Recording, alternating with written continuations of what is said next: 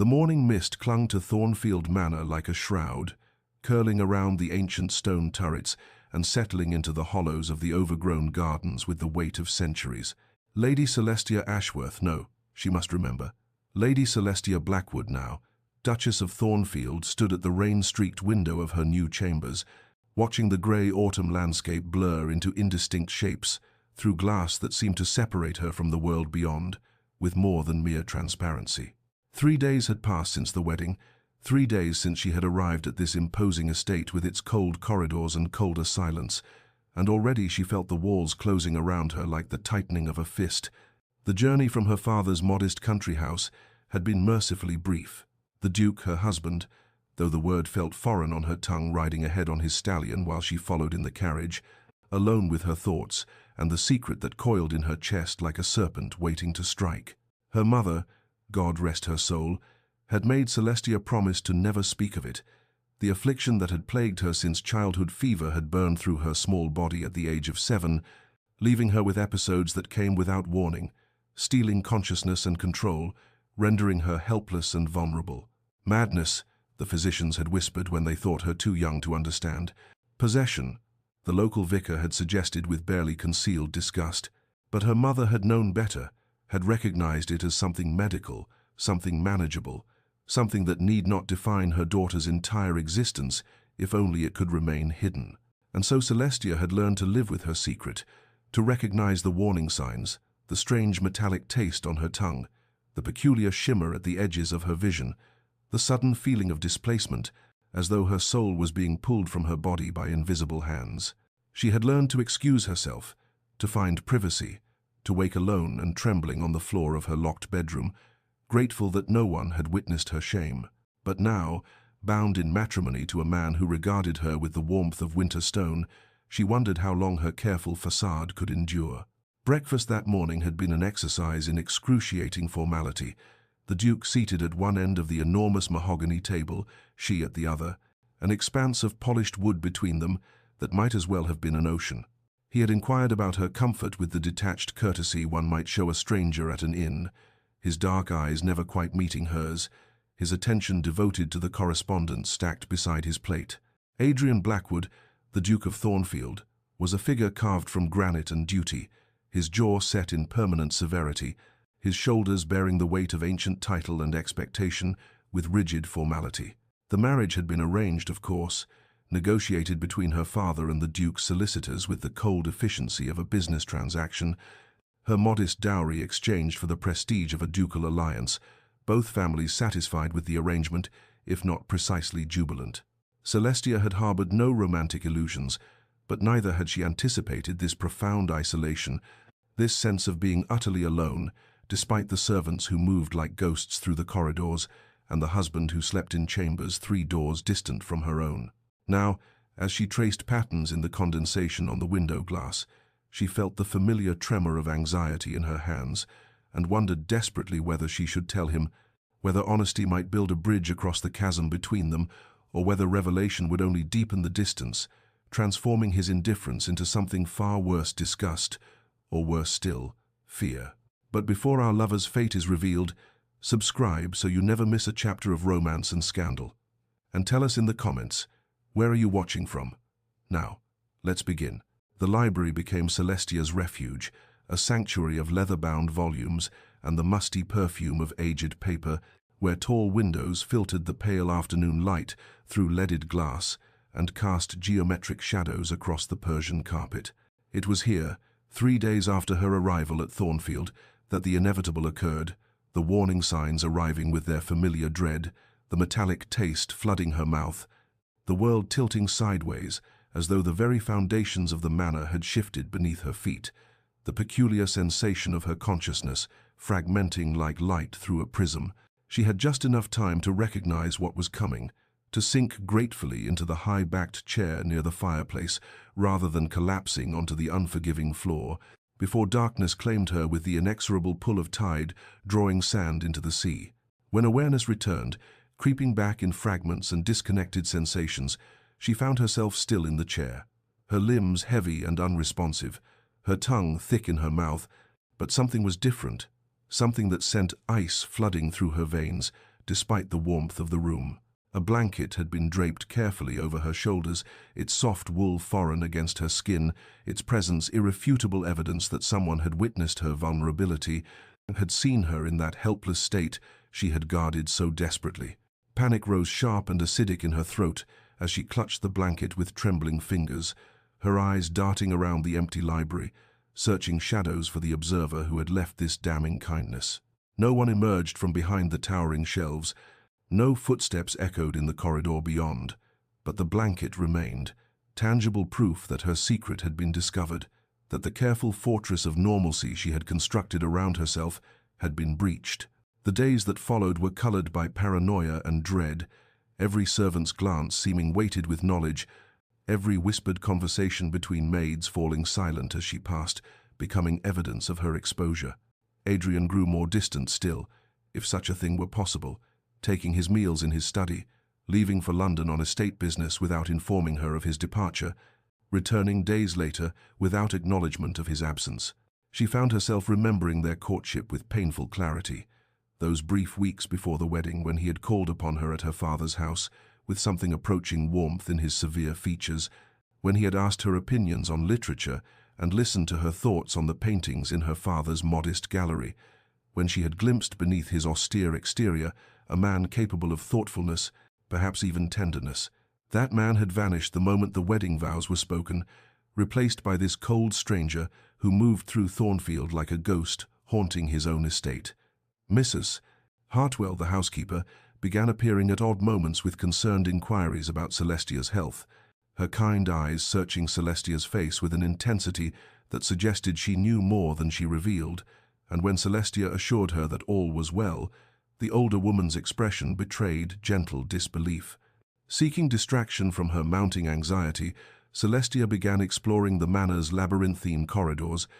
discovering rooms filled with dust-shrouded furniture and portraits of stern-faced ancestors whose painted eyes seemed to follow her progress with judgment. It was during one such exploration that she found the East Wing, its entrance marked by an ornate door of dark oak fitted with an iron lock, the handle refusing to yield when she tested it, the keyhole revealing nothing but darkness beyond. When she inquired about it at dinner that evening, one of the rare meals Adrian deigned to share with her, he had looked up from his plate with an expression she could not decipher,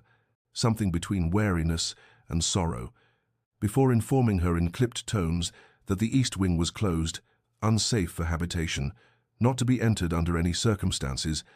and she had nodded her acceptance while filing away the strange intensity of his response, wondering what secrets Thornfield kept locked away in its forbidden spaces, never suspecting that soon she would discover the answer from within those very walls. The confrontation came on a Thursday afternoon,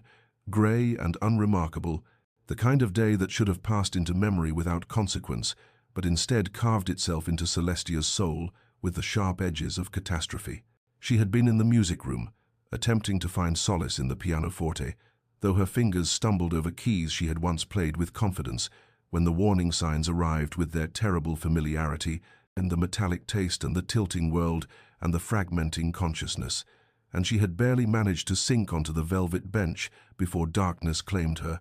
swallowing her whole as it always did, and indifferent to her fear or her circumstance. When she woke, disoriented and heavy-limbed, she found Adrian standing in the doorway, his tall frame silhouetted against the corridor's lamplight, his face a mask of something she could not decipher, not disgust as she had feared, but something colder, more calculating, the expression of a man confronting an equation that refused to balance. He did not speak immediately, merely watched her with those dark eyes that seemed to catalogue every tremor of her hands, every irregular breath, every sign of the vulnerability she had fought so desperately to conceal.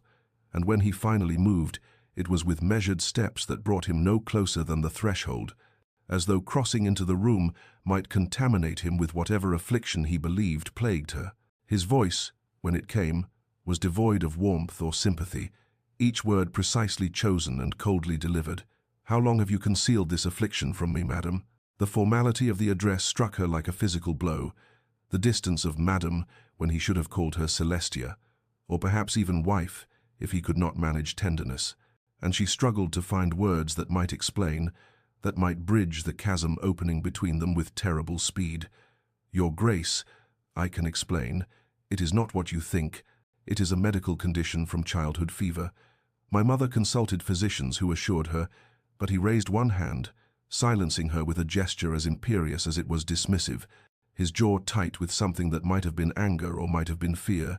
She could not tell which, could not read the emotions flickering behind his carefully controlled expression. "I have no interest in explanations fabricated to justify deception," he said, his tone suggesting she had committed some unforgivable betrayal rather than simply protected herself from judgment she had every reason to expect. "You entered into this marriage under false pretenses, concealing a condition that any man of honor should have been informed of before vows were exchanged." She wanted to argue, to point out that their marriage had been arranged by others, that he had never asked about her health or shown interest in knowing her beyond the superficial requirements of courtship, and that her mother had advised this secrecy precisely because men like him would react with exactly this cold condemnation. But the words died in her throat beneath the weight of his gaze, and she found herself unable to defend against accusations that felt both unjust and somehow inevitable. That evening, after hours of silence during which she waited in her chambers with mounting dread, Adrian summoned her to his study, the room lined with law books and smelling of leather and tobacco, where he informed her with the detached efficiency of a magistrate pronouncing sentence that for her own protection and the preservation of the family's reputation, she would be relocated to the East Wing, that a physician would be consulted regarding treatment options, that she would receive every comfort but would not be permitted to move freely about the manor or receive visitors until her condition could be properly assessed and managed. The word "managed" landed like a stone in still water, its implications rippling outward with terrible clarity. And as doctor, Whitmore arrived the following day with his bag of antiquated instruments and his questions about her spiritual state, about whether she had experienced visions or heard voices, about her mother's moral character, and whether madness ran in her family line. Celestia understood with sinking horror that Adrian did not see her affliction as the medical condition her mother's physicians had described, but as something far more sinister, something that required not treatment but containment, not understanding but control. And she realized that the man she had married, the Duke, who now stood with Dr. Whitmore discussing her fate as though she were not present in the room, believed her not ill but possessed, not suffering but dangerous, and that the prison of the East Wing awaited her not as temporary refuge, but as permanent exile from the life she had barely begun to imagine might someday become her own. The East Wing chambers were beautiful in the way a gilded cage might be beautiful, all damask wallpaper in shades of cream and gold, velvet curtains heavy enough to block out both light and hope, furniture carved from mahogany and upholstered in silk that whispered luxury while speaking nothing of freedom. They moved her belongings on a grey afternoon, while she stood silent witness to her own exile, watching footmen carry her trunks through corridors she would no longer be permitted to traverse, her wedding trousseau unpacked in rooms that felt less like a sanctuary and more like a mausoleum for the life she had barely begun to imagine. Adrian came once, on that first evening, standing in the doorway with the same careful distance he had maintained since the music room, his expression unreadable as he informed her in tones devoid of warmth that this arrangement was temporary. That Dr. Whitmore was consulting colleagues in London about treatment options that she would want for nothing in terms of material comfort, and she had listened to these assurances that felt more like lies, noting how he would not meet her eyes, how his hands clasped behind his back betrayed tension in their rigid stillness, how he spoke of her comfort while denying her the most basic freedom of movement beyond these ornate walls. He left without waiting for response, the key turning in the lock behind him with a sound that echoed through the silence like a death knell, and she stood alone in the center of the room, surrounded by beauty that meant nothing, understanding with crystalline clarity that she had been transformed from duchess to prisoner in the space of days, her husband become her jailer, her new home become her cell. Only Mrs. Hartwell and a young maid named Lily were permitted to attend her, bringing meals on silver trays and speaking in hushed tones as though she were an invalid rather than a woman of sound mind, trapped by her husband's misguided fear. And while Mrs. Hartwell's eyes held sympathy that suggested she disagreed with this arrangement, She was nevertheless bound by the Duke's orders, her kindness constrained by duty to a master whose word was law within these walls. Weeks passed in a blur of sameness, each day indistinguishable from the last, measured only by the changing light through windows that overlooked gardens she could see but not touch, their autumn beauty turning to winter bareness, while she remained locked away like some shameful secret the family wished to forget. She was permitted no visitors, no correspondence. Her requests to write to her aunt or her childhood friend met with polite refusal. Mrs. Hartwell explaining with apologetic firmness that the Duke had forbidden all contact with the outside world until her condition improved, though what improvement he sought remained maddeningly unclear, since he never visited to assess her state, never sent word of his expectations. He never acknowledged her existence beyond ensuring she was fed and clothed and kept in isolation. In desperation, she turned to painting, requesting supplies through Mrs. Hartwell and receiving them with surprising swiftness, perhaps the one request Adrian felt safe to grant, and she set up her easel before the window, capturing on canvas the landscapes of freedom she could not have, the gardens she could observe but not walk through, the distant moors visible beyond Thornfield's grounds, where wild things roamed unconfined. She painted the garden obsessively, every tree and path and flower bed committed to canvas in oils that smelled of linseed and turpentine, scents that reminded her of her mother's studio and of afternoons spent watching her paint before fever took her, before Celestia was left alone with a secret she had guarded too well and not well enough. Adrian's portrait hung on the wall facing her bed, a formal painting done before their marriage, his severe features captured in oils by some society artist who had made him handsome but cold, and one morning after a particularly difficult seizure left her weak and despairing, she rose and turned the portrait to face the wall, unable to bear the painted eyes that seemed to judge her as the living man had judged her, finding her wanting, finding her dangerous, finding her unworthy of the trust and partnership marriage should have granted, and the blank rectangle of wallpaper where the portrait had hung became a daily reminder of everything she had lost before she had ever truly possessed it. Months passed with the slow inevitability of seasons turning, autumn's golden decay surrendering to winter's stark bareness, the gardens below her window stripped of their finery until only bare branches remained, like skeletal fingers reaching toward a grey sky that seemed to mirror the emptiness of her days, and through it all Celestia remained confined to the east wing. Her world contracted to these elegant rooms that grew more suffocating with each passing week.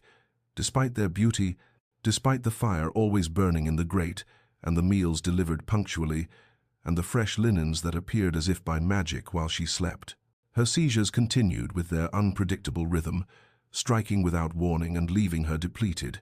But she learned through painful experience to recognize the warning signs more quickly, to position herself safely when the metallic taste bloomed on her tongue, to breathe through the aftermath with less panic than before, her body adapting to what her mind still fought to accept as permanent companion rather than temporary affliction. Lily became more than servant during those long months, the young maid's initial nervousness giving way to genuine companionship as she brought not only tea and fresh candles, but news from the world beyond, Celestia's prison, whispered reports of village happenings and estate business, careful mentions of the Duke's activities that Celestia both craved and dreaded hearing. Through Lily's accounts, delivered while arranging Celestia's hair or turning down the bed, she learned that Adrian had informed society his Duchess was delicate and recovering in the countryside, a convenient fiction that preserved reputation while condemning her to this elegant exile, and the lie stung more than truth might have. The implication that she was too fragile for the world when it was the world, or at least her husband's fear of it, that had made her so. Dr. Whitmore continued his weekly visits, arriving with his black bag and his useless tonics that tasted of bitter herbs and accomplished nothing, asking the same questions about her spiritual state and her mother's character, scribbling notes in a leather journal while treating her with the patronizing gentleness one might show a child or an imbecile, and she endured these examinations because she had no choice, swallowing the tonics that did nothing because refusal would only confirm whatever suspicions already festered in his narrow mind. It was during one of these visits, while Dr. Whitmore consulted with Mrs. Hartwell in the sitting room adjacent to her bedchamber, that Celestia heard voices raised in the corridor beyond, Adrian's deep tones and a woman's imperious contralto that could only belong to the Dowager Duchess, his mother, whom Celestia had met only twice before her confinement, and who had regarded her with the cool assessment of one examining livestock at market. She pressed herself against the door, separating her from the corridor, shame at eavesdropping overwhelmed by desperate hunger for information, for any glimpse into the mind of the man who had locked her away, and through the heavy wood she heard the Dowager's cutting pronouncement that this situation was untenable, that Adrian should seek annulment on grounds of concealment, that the family could not afford the scandal of a mad duchess hidden away like some Gothic horror. And Celestia's heart contracted with fear at how easily she might be discarded, how fragile her position truly was, despite the marriage vows barely 2 months old. But Adrian's response, when it came, surprised her with its firmness, his refusal delivered in tones that brooked no argument, though when his mother demanded to know why he would not rid himself of a wife who brought only trouble and shame, he offered no explanation. Only silence that stretched long enough for Celestia to imagine the Dowager's frustrated expression before footsteps retreated down the corridor, leaving only questions and the faint hope that perhaps her husband's motivations were more complex than simple cruelty. Though what those motivations might be remained as locked away as she was, hidden behind walls she could not breach, and a silence that spoke volumes while revealing nothing at all. Christmas arrived at Thornfield Manor like a mockery wrapped in evergreen and red ribbon, the servants decorating the great hall with holly and mistletoe, while Celestia remained locked away in her beautiful prison,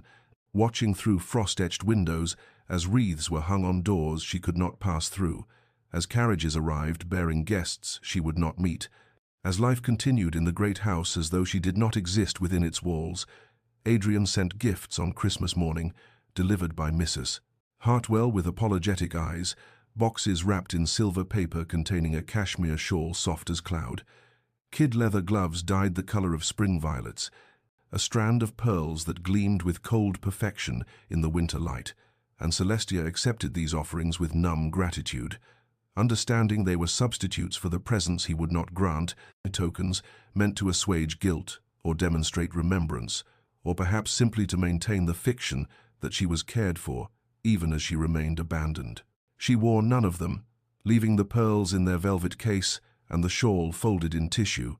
unable to bear the weight of gifts given without the courage to face the recipient, and instead she sat at her writing desk and composed letters she could not send, pouring onto paper all the words that had accumulated in her throat during months of enforced silence, writing to her aunt, who surely wondered at her absence from the family's Christmas gathering,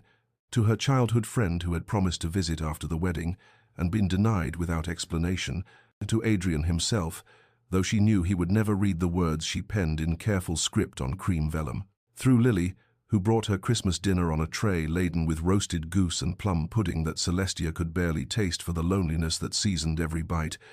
She learned that Adrian had attended Christmas services alone, that he had hosted a small dinner for neighboring families, but retired early pleading business concerns, that he spent his days locked in his study with estate ledgers and parliamentary papers, throwing himself into work with the same obsessive dedication he had shown when locking her away,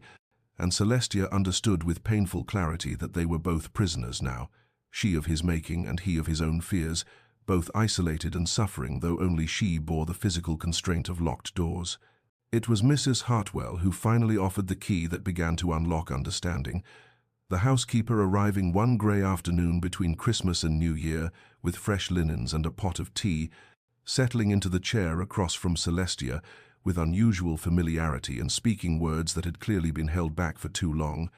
revealing that Adrian's younger sister Isabel had died of fever when she was 7 years old, and he was 12, that he had sat at her bedside for days, watching helplessly as the fever consumed her, that their mother had never recovered from the loss, and their father had grown distant and cold, that Adrian had learned in childhood that loving someone meant watching them suffer and being powerless to prevent it, that illness was an enemy against which all his privilege and position and power meant nothing. And suddenly Celestia saw her husband not as cruel jailer, but as wounded boy grown into frightened man, his actions born not from malice, but from the terrible logic of trauma, his attempt to protect her through isolation, actually a desperate bid to control what he had once been helpless to prevent. And though this understanding did not excuse what he had done, or erase the months of loneliness she had endured, it transformed her anger into something more complex, a mixture of compassion and grief for the child who had learned all the wrong lessons about love and loss, about protection and control, about the price of caring when the world could so easily take away everything you held dear. The new year arrived not with celebration but with crisis, the winter's bitter cold settling into Celestia's bones in the days after Christmas, until she woke one morning with fever burning through her veins and her head pounding with an ache that made the grey light filtering through her, the window feel like daggers piercing her skull, and she tried to rise from bed, only to find her legs would not support her weight, her body trembling with weakness that went beyond the usual aftermath of her seizures. Lily found her collapsed on the floor beside the bed where she had fallen, the young maid's frightened cry bringing Mrs. Hartwell rushing into the room with skirts flying and alarm written across her weathered features, and within hours Dr. Whitmore arrived with his black bag and his grave expression, examining Celestia with hands that felt too cold against her burning skin, while pronouncing that she had contracted influenza and that her weakened constitution made the prognosis uncertain, the words floating through Celestia's consciousness like debris on dark water, half heard and not fully comprehended through the fever that was rapidly consuming her ability to grasp anything beyond the immediate sensations of heat and cold warring in her flesh. The seizure struck that evening with unusual violence, her body convulsing while fever raged unchecked, and when consciousness returned, she found herself in a twilight state between waking and dreams, awareness fragmenting into moments of lucidity, followed by long stretches where past and present blurred together, and she could not distinguish between the East Wing bedroom and her childhood nursery, between Mrs. Hartwell's worried face and her mother's beloved features, between the present illness and the childhood fever that had first marked her with this affliction she carried still. Dr. Whitmore spoke of brain fever with the hushed tones reserved for death sentences, and though Celestia could not hold on to the words she understood from the physician's expression and Mrs. Hartwell's tears that she was in grave danger, that the combination of influenza and seizure had brought her to a precipice from which she might not return, and somewhere in the fog of fever she felt more resignation than fear, a quiet acceptance that perhaps this elegant prison would become her tomb, that Adrian would finally be free of the inconvenient wife he had locked away, that her story would end here in these beautiful rooms that had held her captive for months that felt like years. It was Mrs. Hartwell who defied Adrian's standing orders, who sent a footman racing through winter darkness to summon the Duke from whatever business kept him occupied in his study, and when Adrian arrived in the East Wing for the first time since he had imprisoned Celestia there, he found his wife unconscious and fever-ravaged, her dark hair spread across pillows damp with sweat, her skin alternating between burning heat and violent chills, her breathing shallow and labored, and something in his carefully constructed walls cracked at the sight of her so diminished, so fragile, so perilously close to the death he had spent his life fearing. For 3 days he maintained vigil at her bedside, refusing food and sleep, changing the cool cloths on her forehead with his own hands, holding her steady through seizures that racked her weakened body, listening as delirium loosened her tongue and she spoke aloud thoughts she had never voiced in health, and through her fevered rambling he heard everything he had refused to hear before, her mother's careful instructions about managing the seizures, the medical nature of her condition as opposed to madness or possession, the loneliness of her confinement and the betrayal of his abandonment, the letters she had written that he would never read, the understanding she had gained of his fear even as it destroyed her hope,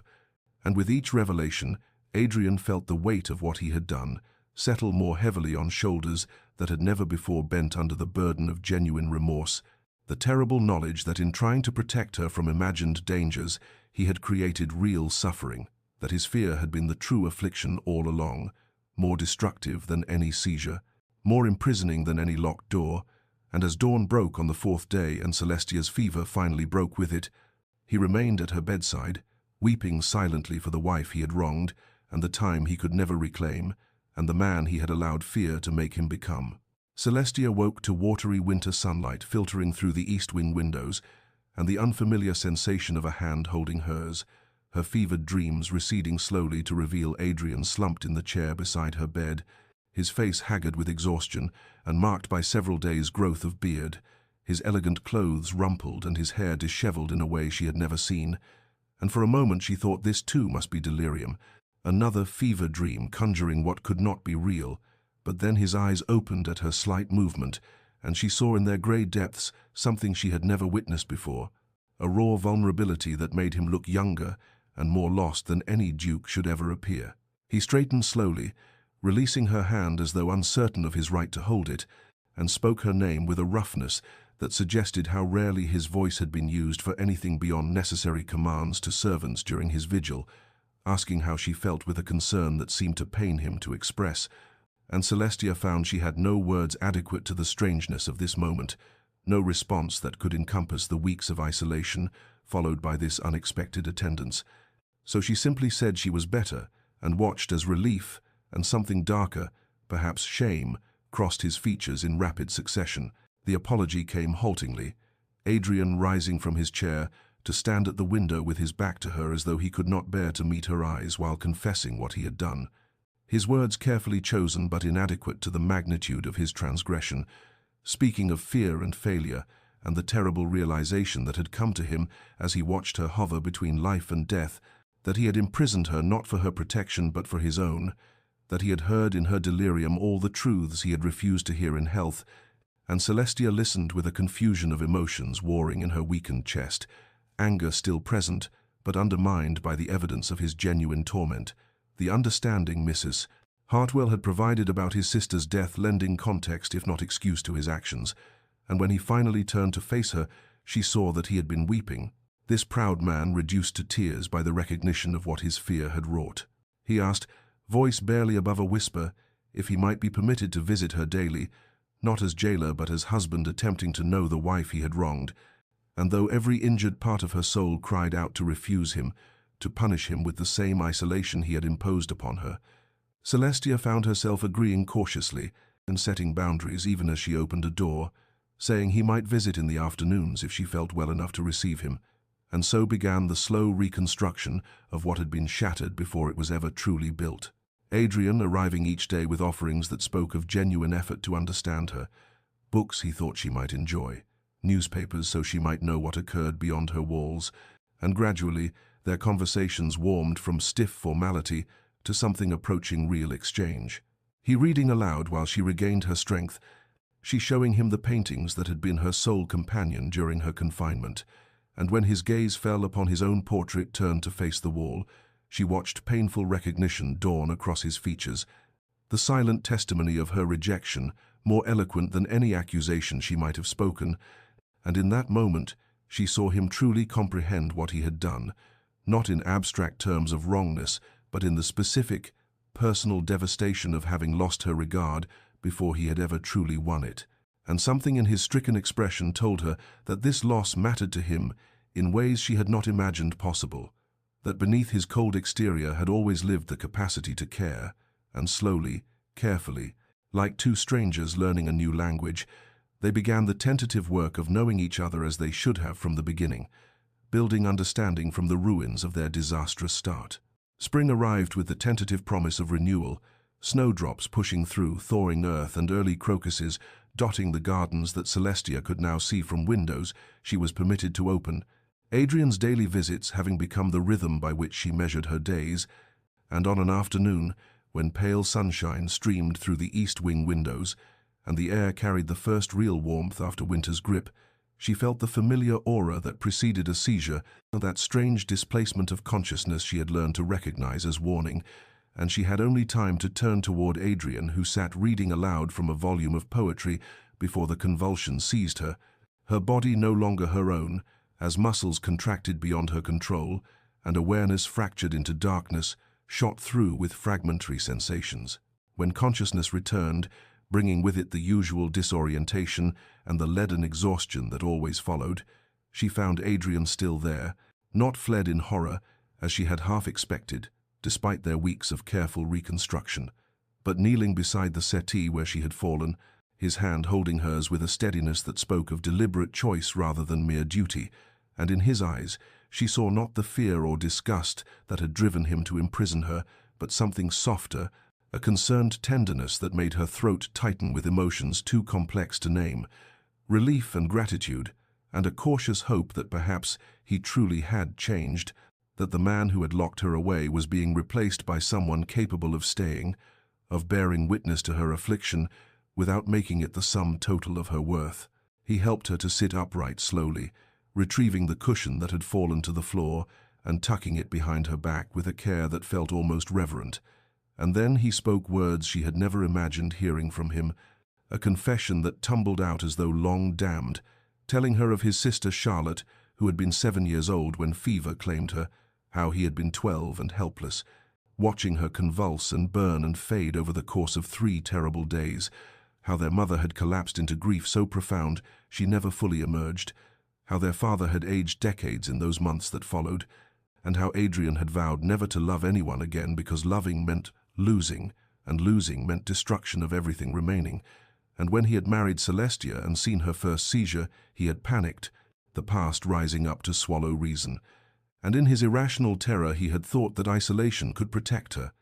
that if he kept her separate from his heart, she could not wound it. But he had realized during her illness that hearts do not obey such commands, that he had come to care for her despite his best efforts to remain distant, and that in trying to protect her, he had instead imprisoned her, trading her freedom for his illusory safety. And he was more sorry than language could adequately express. Knowing apology could not restore what he had stolen, those months of her life spent locked away like some shameful secret, when she deserved to be honored, known, allowed the dignity of managing her own condition as she had done before their marriage. Celestia listened with tears sliding down her cheeks, seeing his genuine remorse in every line of his haggard face, understanding at last the depth of the fear that had driven him, and recognizing too that understanding was not the same as absolution, that she could see the wound that had shaped his cruelty while still carrying the scars of what that cruelty had inflicted upon her. And when he finished speaking, she told him quietly that she saw his pain and his regret, but that the hurt he had caused ran deep, that trust once shattered was not easily rebuilt, that she would need time to reconcile the man who sat before her now with the one who had condemned her to isolation.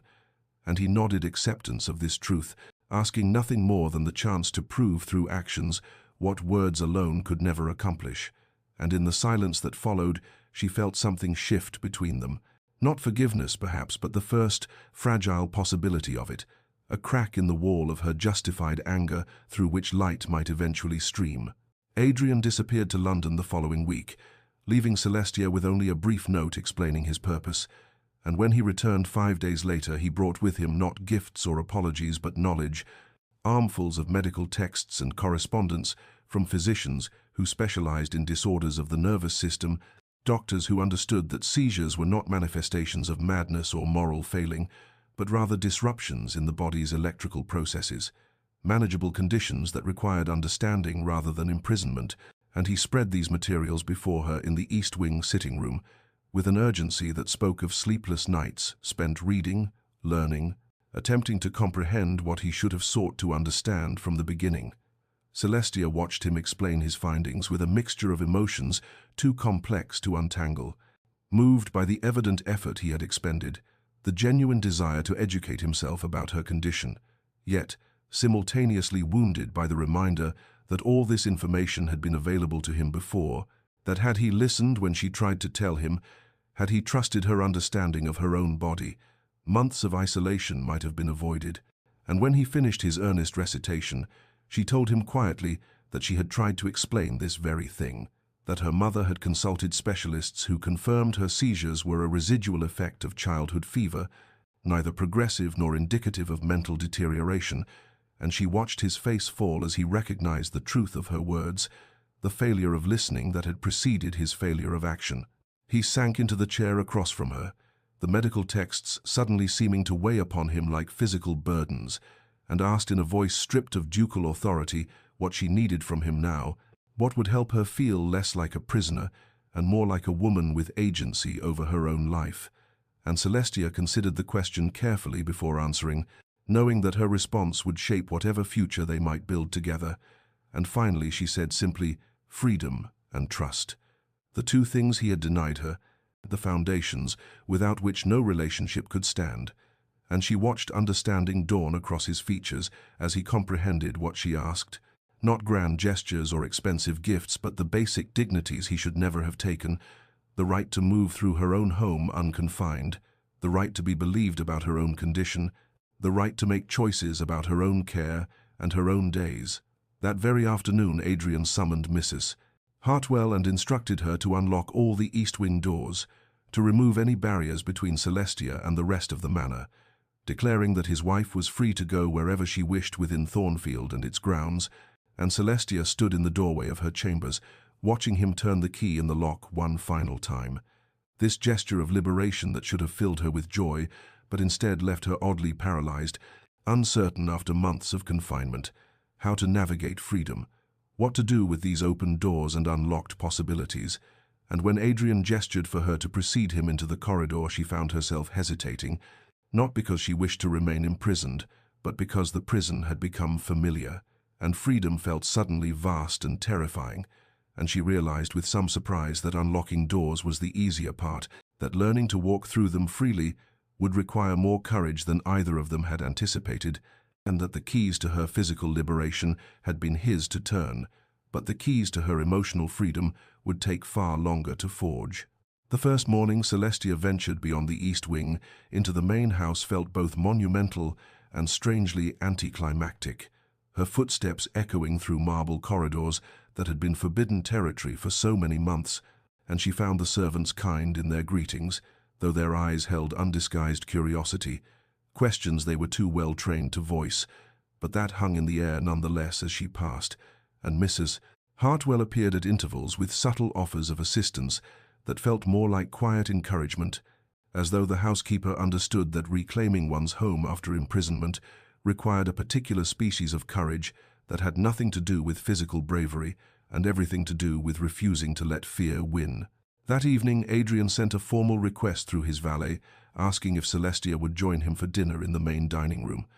The formality of the invitation, somehow both respectful and heartbreaking, this careful distance he maintained as though she were a skittish creature that might bolt if approached too directly, and she accepted because refusal felt like giving power to the past rather than stepping toward whatever future they might construct from the ruins of their beginning. Though when she entered the vast dining room with its gleaming mahogany table set for two at one end, she felt the full awkwardness of their situation. This enforced intimacy between two people who were legally bound yet essentially strangers,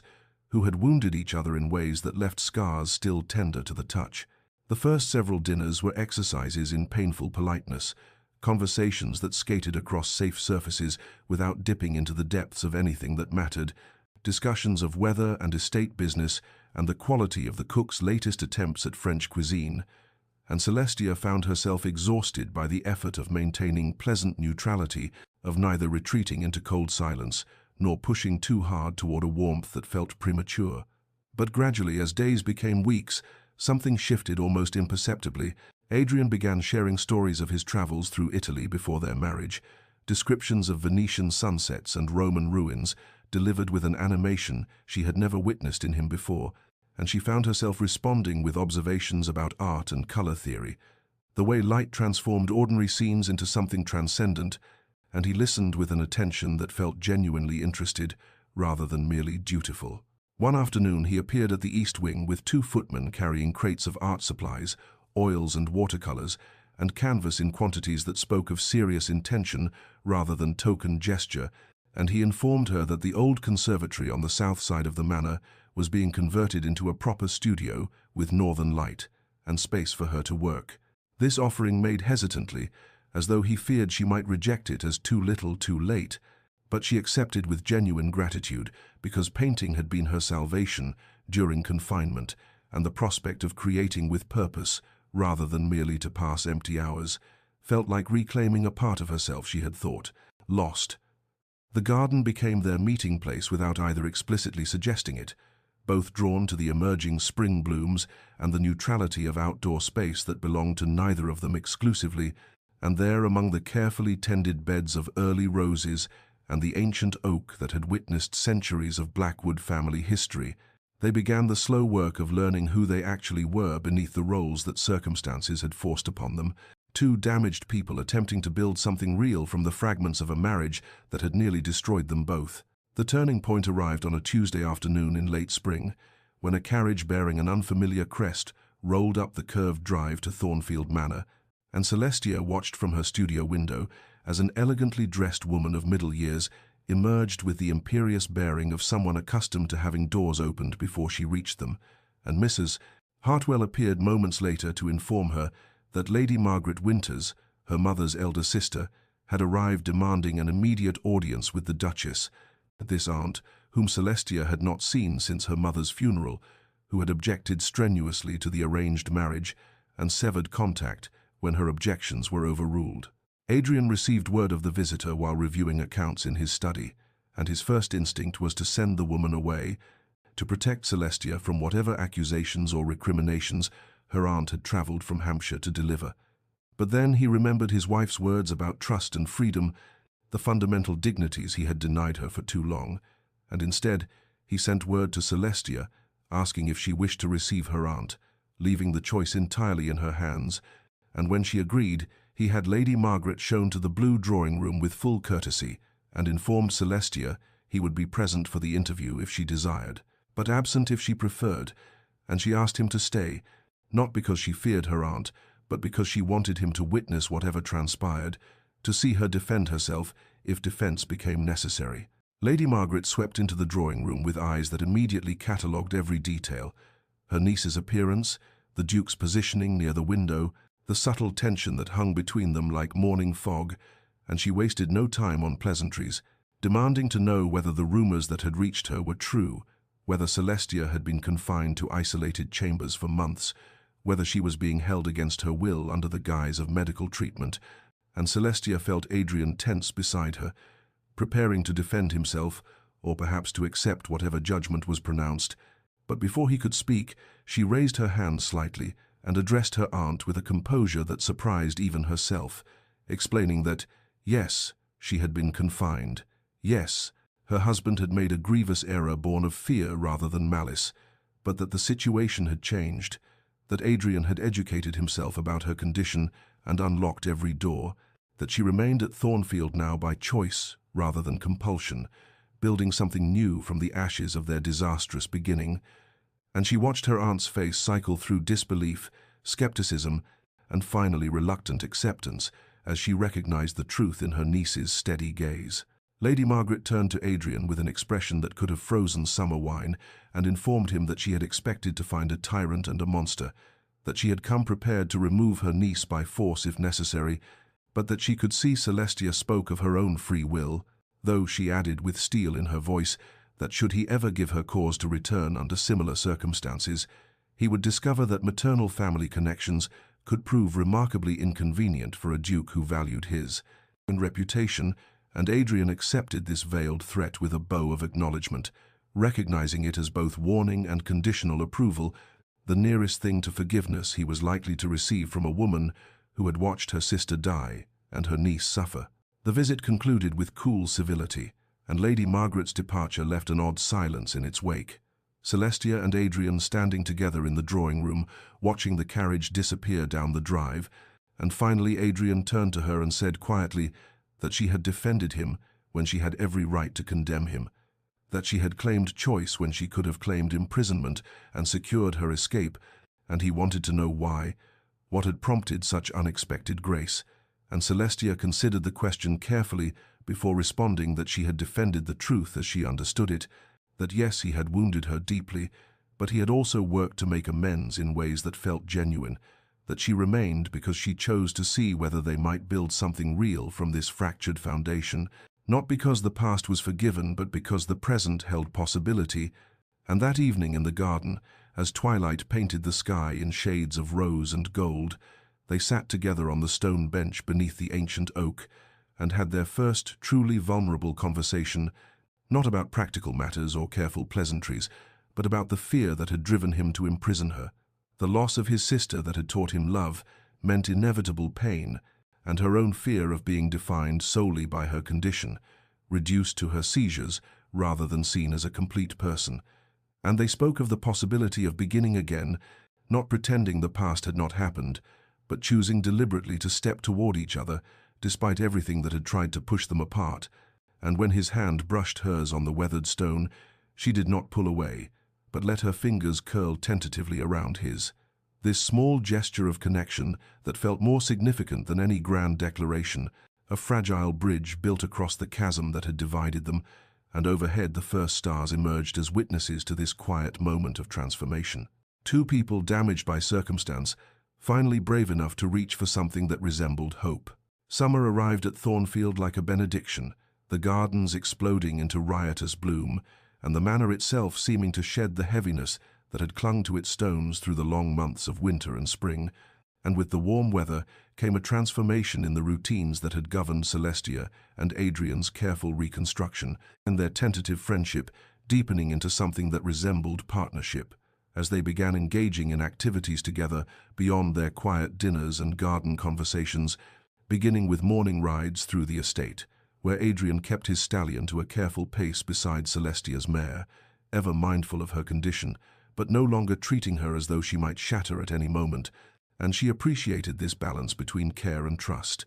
the way he had learned to protect without imprisoning, to worry without controlling. They attended the village church together on Sundays, where the congregation whispered behind gloved hands about the Duke's wife finally emerged from her mysterious seclusion, and Celestia handled their barely concealed curiosity, with a grace that impressed even the vicar's notoriously judgmental wife,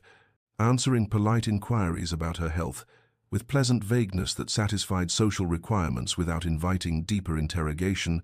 and Adrian watched her navigate these interactions with something that might have been pride or perhaps relief that she possessed the strength to face a world that loved nothing more than a scandal to dissect. In early June they hosted their first dinner party, a small gathering of neighboring gentry that Celestia had initially resisted before deciding that hiding would only feed speculation, and she presided over the evening with a quiet dignity that reminded Adrian forcefully of why he had first been drawn to her during their brief courtship, before fear had poisoned everything, and when Lady Pemberton asked with false sweetness about her long recovery,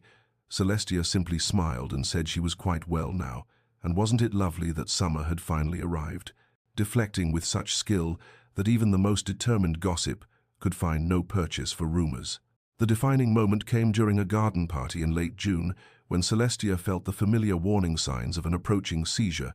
that particular sensation like storm clouds gathering at the edges of her consciousness, and she caught Adrian's eye across the lawn where he stood discussing agricultural innovations with the local squire, and he excused himself immediately but calmly, coming to her side without obvious alarm, and together they walked toward a quieter corner of the garden as though simply seeking shade.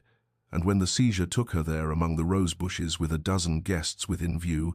Adrian remained beside her with such steady composure, supporting her gently and speaking to her in low, reassuring tones, that the handful of guests who noticed seemed uncertain whether anything untoward had even occurred, and afterward, when she recovered, he helped her to a garden bench and sent a footman for water, as though this were the most ordinary occurrence imaginable,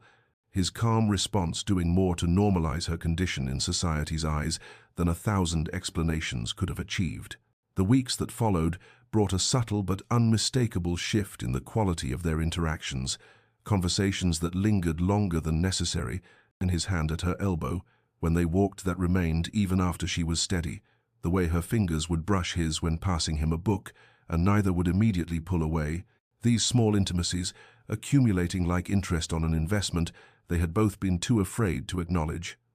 And Celestia found herself watching him in unguarded moments, the way sunlight caught in his dark hair when he worked at his desk by the window,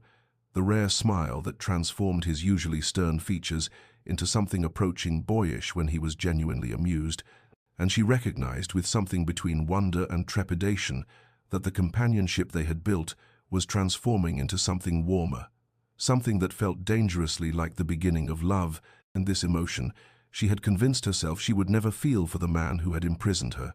Yet here it was, fragile and new and terrifying in its possibility, growing in the space where pain had been, tentative green shoots emerging from scorched earth. The emotional breakthrough arrived on a night in late July, when summer storms rolled across the countryside with biblical fury.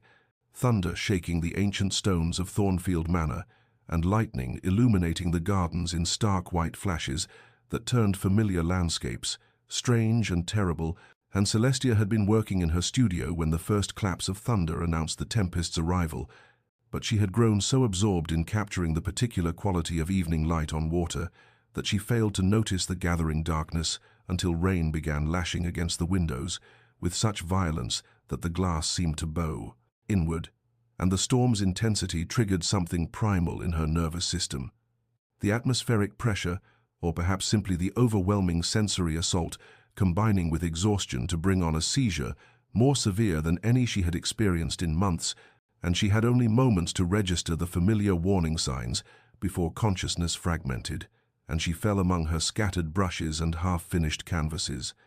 Unaware that Adrian had been crossing the hallway on his way to find her, when he heard the crash of her easel toppling, that he reached her studio door just as the seizure took full hold, and this time, instead of the careful, measured response he had cultivated, he simply acted on instinct, gathering her into his arms with a tenderness born of something deeper than duty or even friendship, supporting her head against his chest and murmuring words she could not hear but would remember later as echoes of comfort in the darkness. And he remained there holding her through the storm's fury as rain drummed overhead and thunder rolled like artillery across the heavens, not caring that paint smeared across his shirt or that his carefully maintained composure cracked and fell away, leaving only raw concern. And when she finally surfaced back into consciousness, it was to find herself cradled against him in the growing quiet after the storm's passage, her cheek pressed to his heartbeat while his hand moved soothingly through her hair. And for a long moment neither spoke, the intimacy of the position rendering words inadequate, until finally Celestia whispered that she was sorry. She did not know what she was apologizing for, except perhaps for being broken in ways he had not bargained for, and Adrian made a sound halfway between a laugh and something closer to a sob, and told her she had nothing to apologize for, that if anyone should beg forgiveness, it was him for all the months he had wasted in fear when he might have been here, holding her exactly like this, and something in his voice made her pull back enough to see his face properly, finding there an expression of such naked longing and regret that her breath caught, and she heard herself say what she had been trying not to acknowledge for weeks, that despite everything, despite the imprisonment and the pain and all the reasons she should feel nothing but resentment, she had begun to care for him, truly care in ways that terrified her, because caring made her vulnerable, and she had promised herself never to be vulnerable to him again. And Adrian closed his eyes as though her words caused physical pain before confessing in a voice rough with emotion that he had fallen in love with her during their brief courtship, that he had recognized in her something he had thought lost to him forever, the possibility of genuine connection beyond duty or alliance. But when he witnessed her first seizure, all his carefully buried grief over his sister's death had erupted, and he had convinced himself that loving her meant losing her, that isolation would somehow protect them both from the inevitable tragedy he believed illness brought. And only in these months of slowly knowing her had he understood that he had created the very tragedy he feared, that he had locked away not just her body but both their hearts, building walls when he should have been building bridges. And they acknowledged then the painful irony that they had both been prisoners, she to stone walls and locked doors, he to fear and grief that had calcified around his heart like armor. And when he asked quietly whether she thought they might truly begin their marriage, not the hollow arrangement they had started with, but something real and chosen, she considered the question with the seriousness it deserved before answering simply, slowly, this single word containing both permission and warning, an acknowledgement that trust once shattered could be rebuilt, but only with patience and care, and he accepted this with a nod that might have been gratitude or relief, or perhaps both. And as the last of the storm clouds cleared and moonlight began filtering through the studio windows, he helped her to her feet, and they stood together, among the scattered evidence of her art, two people finally brave enough to reach for something that resembled love, however fragile, however hard-won, however uncertain the path ahead might prove to be. Autumn returned to Thornfield Manor with the same golden light and crisp air that had marked Celestia's arrival 1 year prior. But this October morning found her preparing for something she had once thought impossible, a journey away from the estate that had been both her prison and eventually her sanctuary. And Adrian had proposed the excursion to the seaside with careful casualness over breakfast 3 weeks earlier, watching her face for signs of reluctance or fear. But Celestia had surprised them both by agreeing immediately. Recognizing that this trip represented more than mere travel, it was a test of the fragile trust they had rebuilt. A declaration that she was no longer confined by walls or by the weight of their painful history. And as their carriage rolled through the countryside toward the coast, she watched the landscape transform from familiar woodland to open farmland, to the peculiar flatness that preceded the sea, feeling something in her chest loosen with each mile that carried them farther from Thornfield's shadow. And Adrian sat across from her, maintaining a careful distance that she appreciated even as part of her, wished he would sit beside her, close enough to share warmth, but they were still learning this dance of intimacy, still discovering what permission looked like between two people who had begun as strangers bound by duty, and were now tentatively reaching towards something that resembled choice. The seaside village of Whitecliff proved to be a charming collection of weathered cottages, clinging to chalk cliffs that dropped dramatically to a beach of smooth grey stones, and Adrian had secured them rooms at a respectable inn overlooking the water, separate chambers connected by a sitting room in deference to the careful boundaries they were still navigating, and Celestia stood at her window, that first evening watching gulls wheel against a sky painted in shades of amber and rose, breathing in the salt air that tasted of freedom and possibility, and she heard Adrian's knock at the connecting door, his quiet question of whether she might join him for a walk along the beach before darkness fell completely, and together they descended the narrow path that switchbacked down the cliff face, Adrian offering his hand at the steeper portions and Celestia taking it without hesitation. This simple touch, now familiar enough to feel natural, yet still carrying the charge of newness. And when they reached the beach proper, she removed her shoes, as she had done as a girl, feeling the cool, smooth stones beneath her feet and laughing at Adrian's startled expression before he followed suit. This duke, who had always been so concerned with propriety, now walking barefoot beside her, like a schoolboy on holiday, and they wandered for hours as the sun sank lower, collecting shells that caught their fancy, watching the tide's inexorable advance, speaking of everything and nothing, their conversation flowing with an ease that would have seemed impossible mere months ago. And Celestia found herself telling him about her mother, the woman who had taught her to hide her seizures as though they were shameful secrets rather than simple medical fact. And Adrian listened without judgment before sharing his own memories of his sister's final days, the helpless rage of watching someone beloved slip away despite every prayer and physician's intervention. And in this exchange of old griefs they found unexpected lightness. The weight of unspoken history finally lifted through the simple act of honest sharing. On their third evening at Whitecliff, they sat on the beach watching the sunset paint the sky in impossible colors, that particular quality of coastal light that seems to set the very air ablaze, and Celestia felt the moment crystallize into something significant, one of those instants that would later serve as a marker between before and after. And she turned to find Adrian already watching her with an expression of such careful hope that her heart ached with the tenderness of it, and she reached out deliberately and took his hand, not for support or assistance, but simply because she wanted to. This gesture of choosing connection rather than accepting help,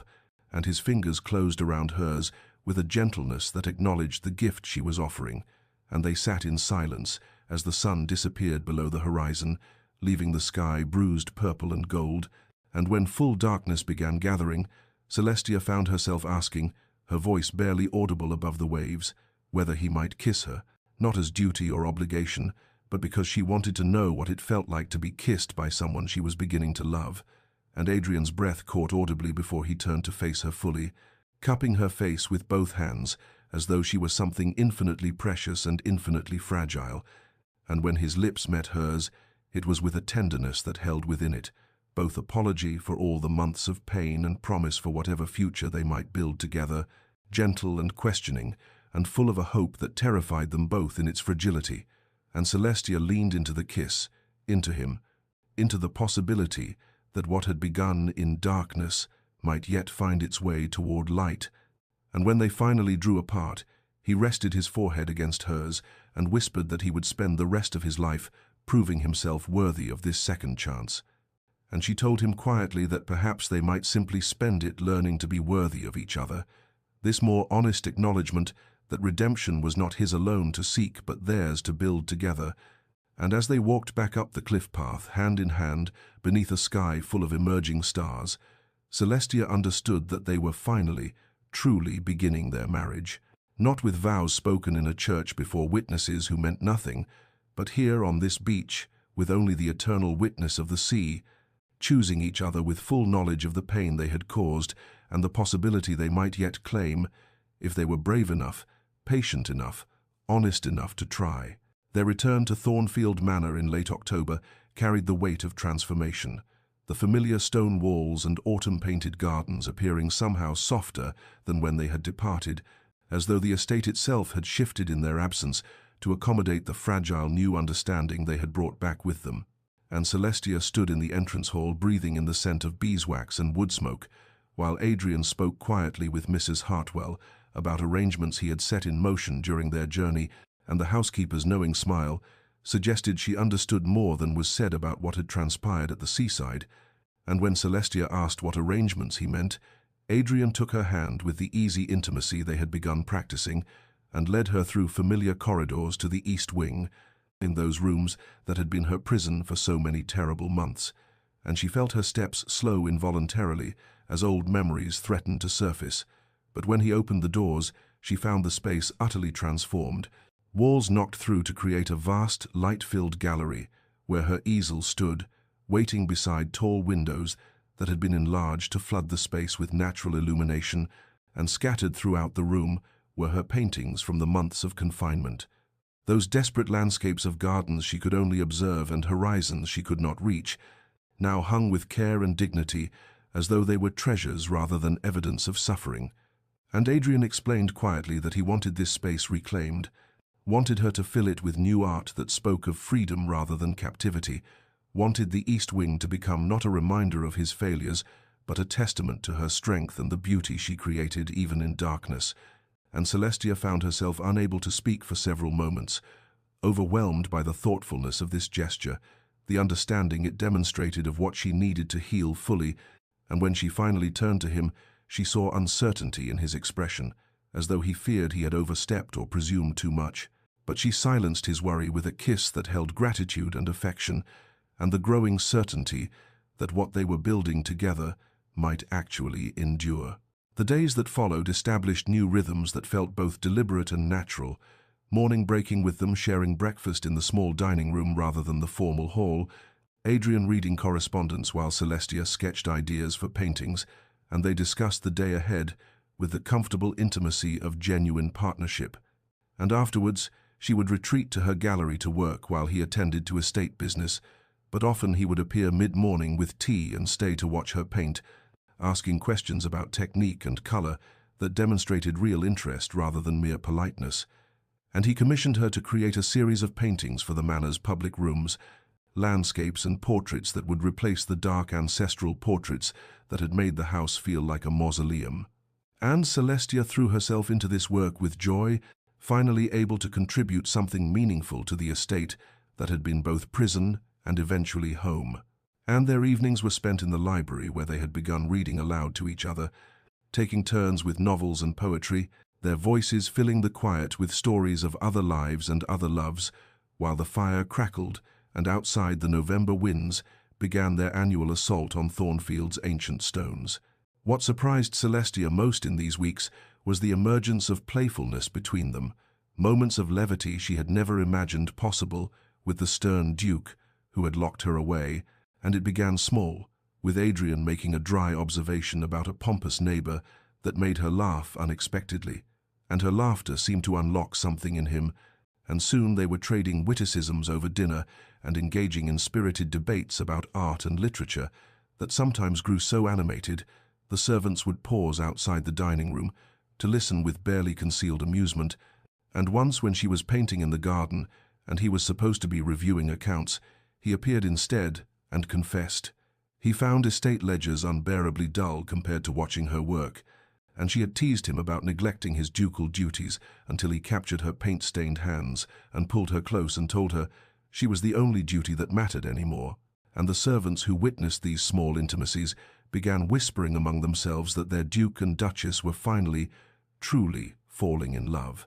And Mrs. Hartwell would smile knowingly when she observed them walking hand in hand through the gardens or sitting close together in the library, and even stern Mr.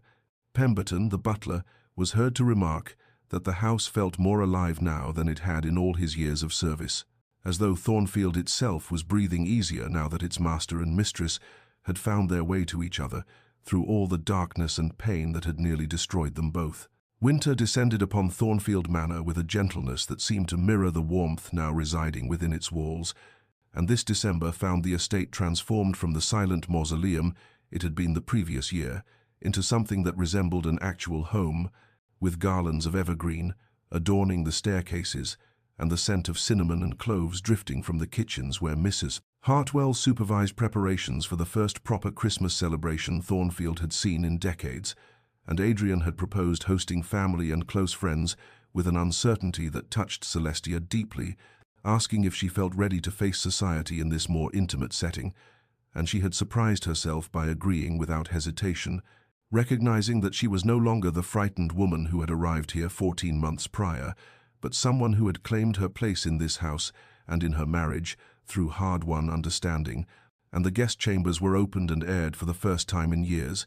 Silver was polished until it gleamed, and preparations consumed the household with the kind of purposeful energy that spoke of genuine celebration rather than mere obligation. The Dowager Duchess arrived 3 days before Christmas in her customary black traveling coach,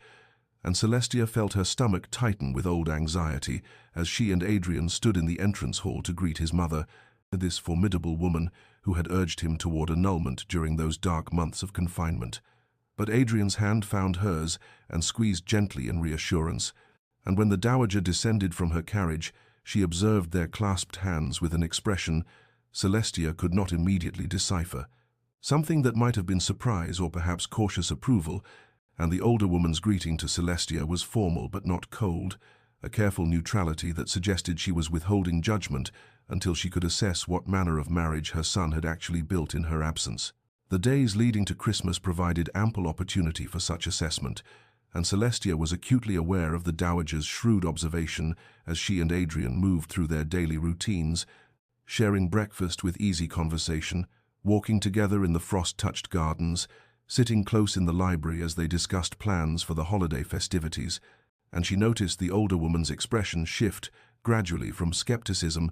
to something approaching wonder, as she witnessed the genuine affection between them, the small touches and shared glances that spoke of intimacy earned rather than performed. And on the morning of Christmas Eve, the Dowager requested a private audience with Celestia in the small parlor, and Celestia steeled herself for criticism or interrogation, but instead found herself faced with something far more unexpected when Adrian's mother sat heavily in the chair by the fire and spoke quietly of her regret, how she had pressured Adrian toward annulment out of concern for the family name, without considering what her son actually wanted, how she had judged Celestia's condition as weakness without understanding its nature,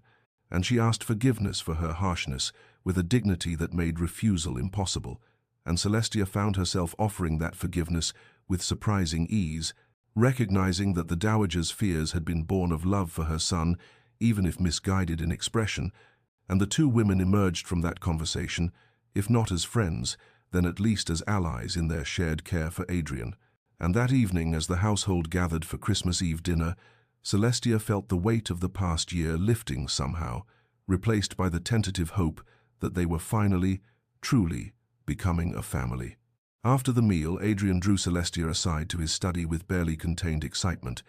presenting her with a leather-bound volume that she initially thought was a book until she opened it to discover a medical journal article, commissioned research on seizure disorders and their management during pregnancy and beyond, and he explained, with the careful diffidence of someone offering a gift they feared might be inadequate, that he had been funding this research for months, working with physicians in London and Edinburgh to advance understanding of her condition. And Celestia found herself unable to speak for several moments as she paged through the article, overwhelmed not by the information itself, but by what this gesture represented. His continued commitment to understanding rather than fearing her seizures, His determination to ensure she received proper care built on knowledge rather than superstition, and when she finally looked up at him with tears threatening, she saw uncertainty in his expression, as though he still doubted his right to offer her such things after all the pain he had caused, and she set the journal aside carefully and took his face between her hands and told him that this was the most precious gift anyone had ever given her, not because of the research itself, but because it demonstrated that he truly saw her, truly understood what she needed to feel safe and valued, and he pulled her close and whispered against her hair that he would spend the rest of his life learning to deserve the second chance she had given him. And she reminded him gently that they were giving each other that chance, that redemption was not his burden alone, but something they were building together through patience and honesty, and the courage to keep choosing each other despite everything that had nearly destroyed them both. Spring arrived at Thornfield Manor with an explosion of color that seemed to celebrate the transformation the estate had undergone. Daffodils and crocuses pushing through the still cold earth, while the orchards burst into clouds of pink and white blossoms, and it was during this season of renewal that Celestia discovered she was carrying Adrian's child, the realization coming first as a suspicion when her monthly courses failed to arrive, and then as a certainty confirmed by Dr. Whitmore, whose examination brought both congratulations and careful warnings about managing her condition during pregnancy. And when she told Adrian that evening in the library, his reaction was everything she had hoped for and feared simultaneously, joy blazing across his features before being tempered by visible terror, and she watched him struggle to master his emotions, to not let his old fears overwhelm this moment that should be purely happy. And he took her hands and asked with careful steadiness what the physicians had said about safety, about risks.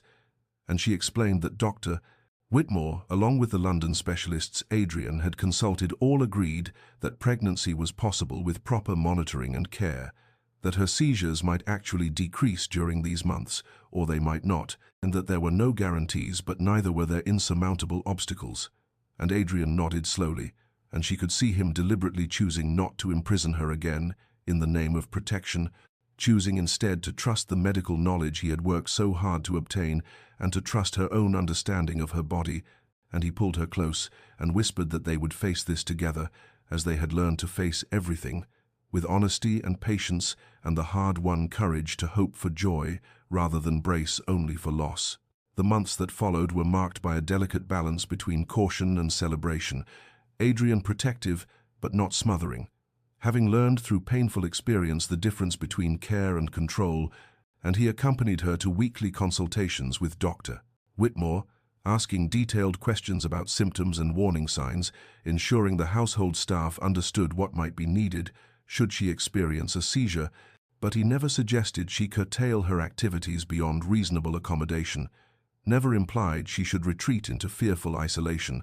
and Celestia found herself painting with renewed inspiration, choosing the nursery as her canvas and covering its walls with murals of gardens and meadows and skies full of birds, wanting their child to enter a world of beauty and freedom rather than the darkness she had once known, and they spent long evenings discussing names, Adrian favoring classical choices, while Celestia preferred something that spoke of new beginnings, and gradually they built a list of possibilities that they would test against each other, like trying on garments to see what fit, and as her body changed and swelled with the life growing within her, she noticed that her seizures did indeed become less frequent, whether from the hormonal shifts of pregnancy or from the profound happiness that had replaced the stress and loneliness of previous years, and she chose to believe it was both, that her body and spirit were working together to nurture this new life, and Adrian would place his hand on her belly in the evenings and speak softly to their unborn child, telling stories of Thornfield's history and making promises about the love that awaited. And Celestia would watch him in these moments and see the complete healing of the man who had once locked her away out of fear, transformed now into someone who understood that love was not about protection through isolation, but about facing uncertainty, together with open hearts and joined hands. And when summer arrived and her time drew near, they were both terrified and elated, aware that they stood at the threshold of something that would either crown their hard-won happiness or test them in ways they could not yet imagine, but ready nevertheless to meet whatever came with the strength they had built together through all the darkness and pain and gradual dawning of understanding that had brought them finally to this moment of shared anticipation and hope. Summer arrived at Thornfield Manor with a heat that seemed to mirror the intensity of waiting, and as July deepened into August, Celestia found herself moving through the final weeks of her confinement with a mixture of anticipation and apprehension that made sleep elusive and every small twinge a possible harbinger of labor, and Adrian had become more attentive than ever without crossing into the suffocating protectiveness she had once endured, asking each morning how she had slept and whether she needed anything but trusting her to know her own body and its signals. And Dr. Whitmore had taken up semi-permanent residence in one of the guest chambers, along with a midwife from London, whose reputation for managing difficult births had impressed even the cautious physician, and when Celestia's pains began on a sweltering afternoon in mid-August, she recognized them immediately for what they were: the tightening across her belly that started as discomfort and gradually intensified into something that demanded her complete attention, and she sent Lily to fetch Adrian and the medical team, with a calmness that surprised her given the enormity of what was beginning. And Adrian appeared within minutes, his face pale but determined, and when she told him the baby was coming, he nodded once and took her hand, and announced with quiet defiance of every social convention that he would not leave her. If that propriety be damned, he had failed her once by absence and would not repeat that mistake. Now, when she faced this trial, and she gripped his hand gratefully as the contractions grew stronger and more frequent,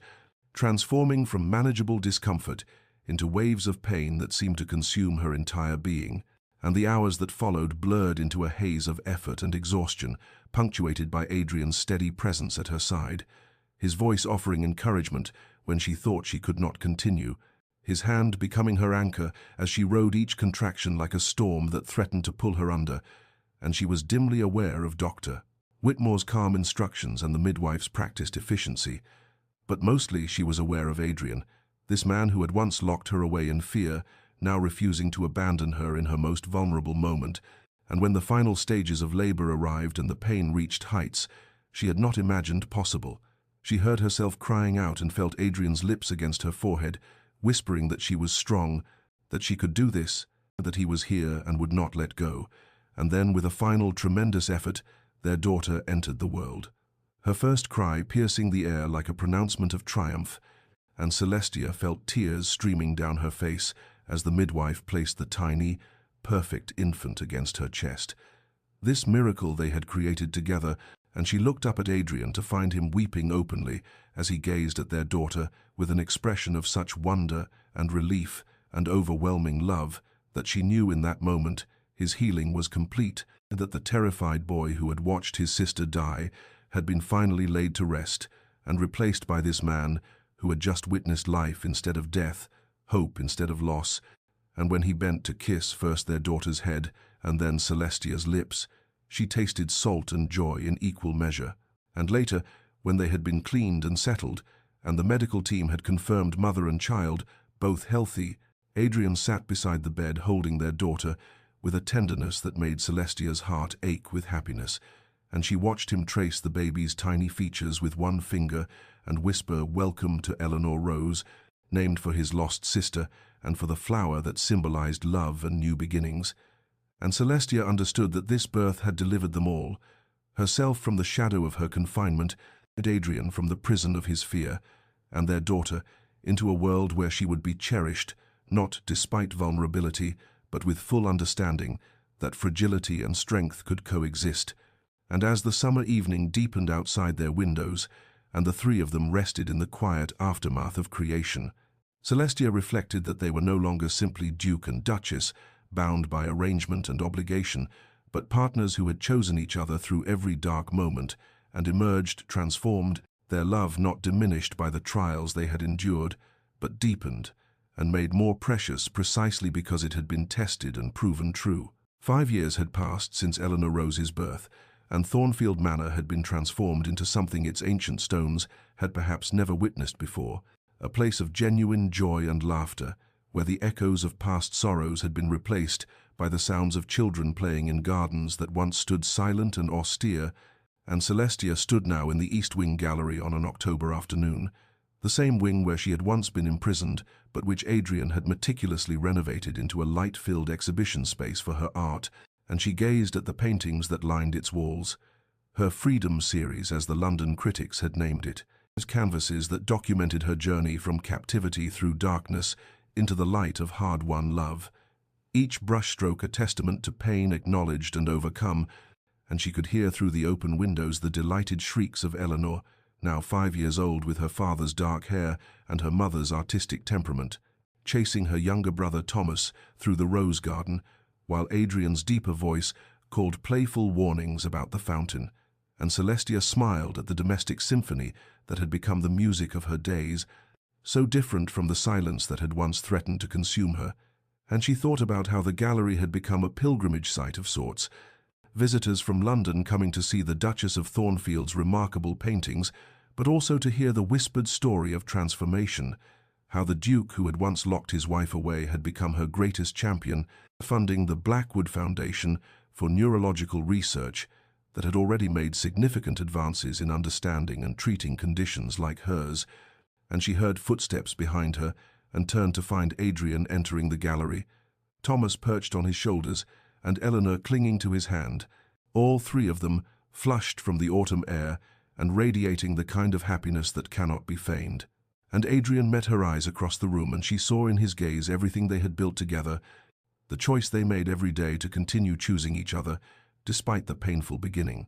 The commitment to honesty and patience that had allowed love to grow in soil that seemed too damaged to nurture anything beautiful, and Eleanor ran to her, calling, "Mama, Papa says you'll paint our portraits for the new gallery in London." And Celestia gathered her daughter close and confirmed this was true, that her work would be exhibited in the Royal Academy next spring, a recognition that would have seemed impossible during those dark months of confinement. And as her family surrounded her in this space that had once represented her imprisonment but now symbolized her freedom, Celestia felt the profound satisfaction of a life reclaimed and remade through courage and the willingness to believe in second chances. Dear listener, perhaps you have learned, as Celestia and Adrian did, that the beginning of a story does not determine its ending, and that the wounds we carry and the mistakes we make need not define us. If we possess the courage to face them honestly and the patience to allow healing its necessary time, for love is not discovered in perfect circumstances or unblemished pasts, but rather in the deliberate choice to see beyond surfaces to the struggling soul beneath, to offer forgiveness when it is asked for with genuine remorse,